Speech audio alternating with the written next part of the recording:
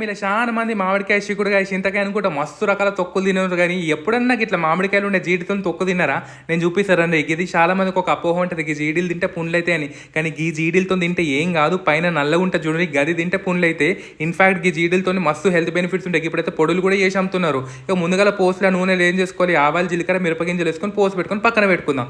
మంచిగా కడుక్కున్నాక జీడీలు ఉంటాయి కదా, అవి ఒక ఉడుకు వార్చుకున్నారనుకోండి ఈజీగా పొట్టెళ్ళిపోతది. ఇక అన్ని పొట్టు తీసుకొని క్లీన్ చేసుకొని పక్కన పెట్టుకున్నాక జర్రంత నూనె ఏసుకొని ఒక 10 నిమిషాలు గోలించుకోవాలి. ఇక దీంట్లోకి ఏం చేసుకోవాలి, ఒక్క కప్పు కారం, ఒక కప్పు కంటే తక్కువ జర్రంత ఉప్పు, ఇంక ఏం చేసుకోవాలి, మనం ఆవాల పొడి, మెంతుల పొడి, నువ్వుల పొడి కూడా వేసుకోవాలి. జర్రంత పసుపు వేసుకొని అల్లం ఎల్లిగడ్డ ముద్ద వేసుకొని కలుపుకోవాలి అన్నట్టు. తర్వాత మనం తాల్పు సల్లార పెట్టుకున్నాం కదా, అది కూడా వేసుకొని కలుపుకోవాలి. గిన్నెకి ఏం చేసుకోవాలి, మనం ఒక కప్పు అందాద మామిడికాయ ముక్కలు ఫుల్గా ఉన్నాయి తీసుకోవాలి. ఇక జీల్లో ఉంటే కొట్టినాక మామిడికాయ ముక్కలు ఉగ్గా వేసుకుంటే సరిపోతుంది అన్నట్టు. మంచిగా గోలించుకున్న జీళ్ళు ఉన్నాయి కూడా గవ్వి కూడా వేసుకొని కలుపుకుంటే మంచిగా మామిడికాయ జీళ్ళ తొక్కు రెడీ అన్నట్టు. చాలా అంటే చాలా టేస్ట్ ఉంది, కానీ ఊరనికి టైం పడుతుంది.